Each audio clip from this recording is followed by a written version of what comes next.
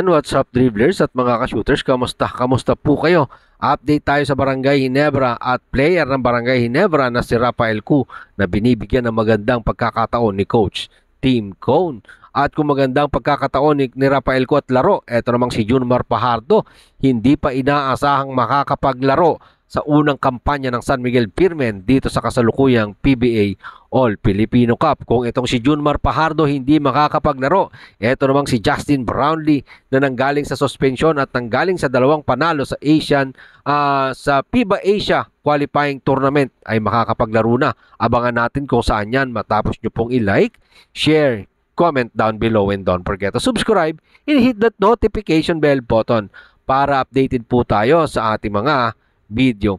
Mga shooters, eto nga si Justin Brownlee ang nagbigay ng karangalan sa ating bansa matapos kunin ang gintong medalya dyan sa China sa Asian Game at noong nakaraan sa Cambodia. Siyempre mga shooters, kasama po natin siya dyan sa SEA Games at ngayon etong si Justin Brownlee ay kakagaling lang din sa dalawang panalo sa katatapos na FIBA Asia Cup Qualifying Tournament kung saan tinangay nga po ni Justin Brownlee at ng kanyang mga kakampi na sina Chris Newsome, etc.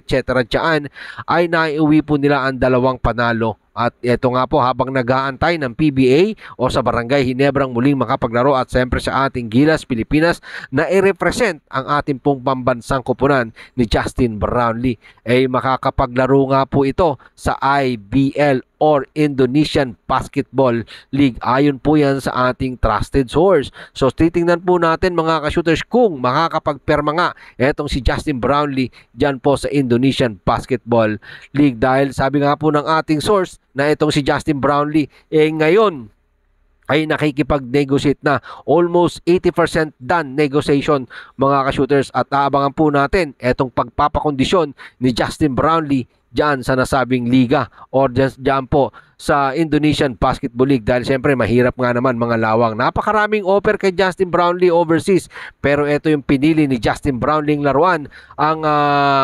napakalapit po sa ating bansa at siyempre itong maikling kontrata lang na kanyang hinihingi dahil alam natin gusto ni Justin Brownlee maglaro para sa Gilas, Pilipinas at siyempre ginusto ni Justin Brownlee na makasama ang ating pong pambansang kupunan sa Olympic Qualifying Tournament at maglalaro pa siya para naman sa Barangay Ginebra sa next import conference ng PBA. Punta naman po tayo sa usapang Junmar Fajardo na hindi pa rin siguradong makakapaglaro dahil sa may iniindang injury ang 7 times PBA MVP at regular player ng ating pong national team na si Junmar Fajardo. Ang 7 times PBA MVP nga po na si Junmar Fajardo ay hindi pa inaasahang makakasama ng kanyang kupunan na San Miguel Beermen upang makapaglaro dito po sa kasalukuyang PBA All-Filipino Cup. So mga ilang laro lang yan mga ka-shooters na hindi makakasama ng San Miguel Beermen si Junmar Fajardo dahil nga po sa kanyang iniindang injury sa nakaraang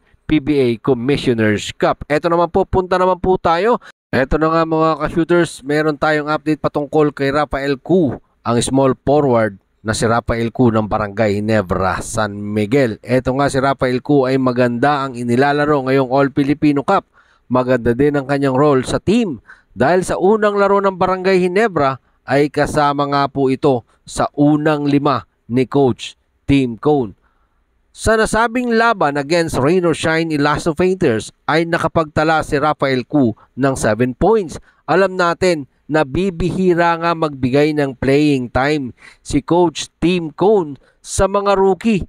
Si Coach Tim Cone na tulad ni Rafael Cu ay nasama sa first 5 at sa ikalawang laro ng Barangay Ginebra San Miguel kontra sa Phoenix Super LPG kagabi ay nasama na naman ang nasabing manlalaro sa unang 5 ni Coach Tim Cone.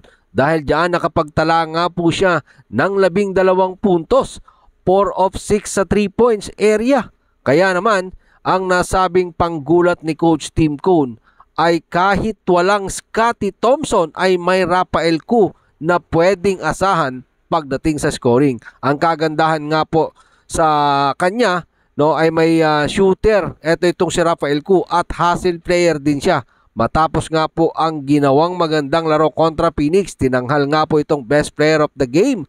At sa mga ganitong bagay mga shooters, nagbubuso ito ng energy o ng confidence para po sa isang player na katulad ni Ralph Cu na mataas no, ang tataas ang moral ng isang manlalaro kapag ganito mga shooters, no. At sinabi nga po ni head coach Tim Cone na efficient nga daw ang shooting ni Ralph Koo dahil sa kanilang practice. Siya nga daw po ang may pinakamataas na shooting percentage. Hindi nga daw napapansin, pero sabi nga ni Coach Tim Cone na ngayon nabibigyan na ng playing time, nilalabas na nga daw po ni Ralph Koo ang kanyang forma sa 3-point shooting. Maliban nga dyan kay Ralph Koo ay mayroon pang magic bunot na pwedeng gamitin itong si Coach Tim Cone, na ito namang body ni Ralph Koo na si Donald Gumaro, na maganda rin ay pinapakita sa kanilang practice. Kung matatandaan natin mga ka-shooter, sa huling training ng Gilas Pilipinas diyan sa loob ng Inspire Sports Academy, magkasama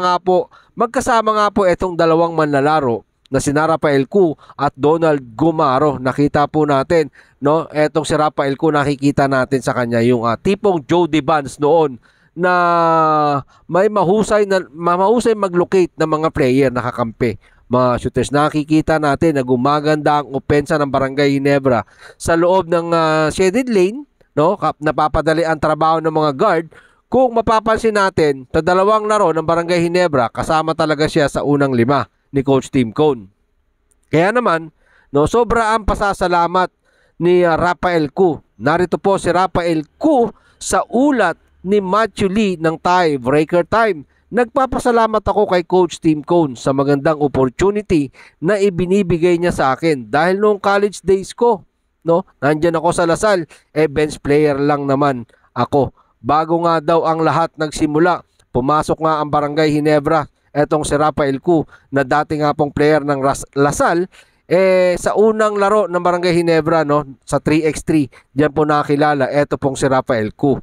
At nabigyan siya ng pagkakataon ng PBA on tour bago po siya madrop dito sa Barangay Ginebra, San Miguel, at mabigyan ng magandang minuto dito sa kasalukuyang PBA